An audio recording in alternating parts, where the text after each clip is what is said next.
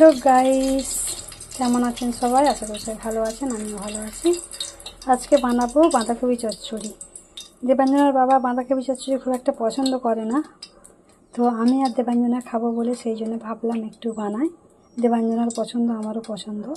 তো বাঁধাকপি কেটেছি, এর সাথে কয়েকটা রসুনের টুকরো দিয়েছি, মানে রসুনের টুকরোগুলো আমি পাতলা পাতলা করে চিড়ে চিড়ে দিয়েছি।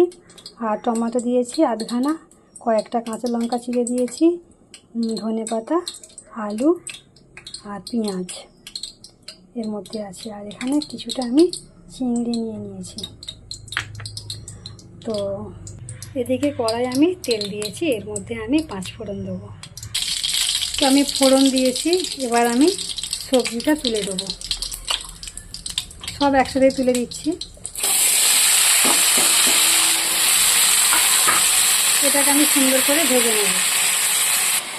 তো এখানে আমি লঙ্কার গুঁড়ো, হলুদের গুঁড়ো, সামান্য পরিমাণ চিনি আর পরিমাণ মতো নুন নিয়েছি। তো বাঁধাকপি ভাজা ভাজা হয়ে এসছে। এবার আমি এর মধ্যে মশলাগুলো তুলে দেবো।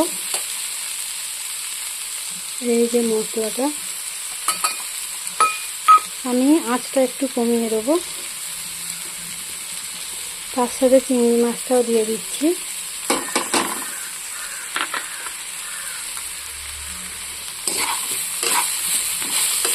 তো হালকা করে আমি জল দেবো। লঙ্কাটা কড়াতে কাশি এসে গেল উঠতে। তো আমি এবার সুন্দর করে এটা নাড়াচাড়া করে মশলাটা ভেজে নেওয়ার চেষ্টা করব।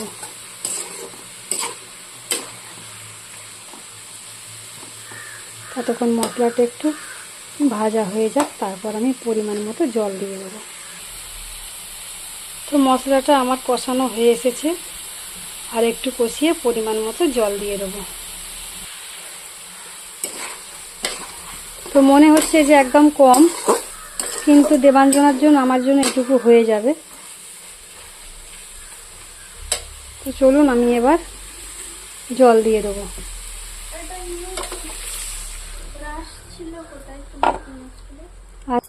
তো আমি জল দিয়ে দিয়েছি। এটা কমসে কম 10 মিনিট সেদ্ধ হবে। শুকনো শুকনো নামাবো, যেহেতু সেদ্ধ হোক, আর ঢাকনা দিচ্ছি না আমি।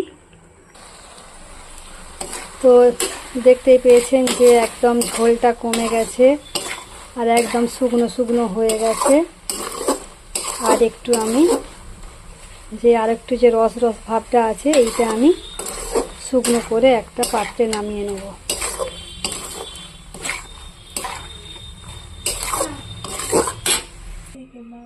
তো আমি নামিয়ে নিয়েছি, দেখতেই পাচ্ছেন একটা পাত্রে নিয়ে নিয়েছি। তো কালারটা কেমন হয়েছে অবশ্যই জানাবেন। আর যে সকল বন্ধুরা আমাকে এখনও পর্যন্ত বন্ধু করেননি, প্লিজ ঝটপট করে বন্ধু করে নেবেন।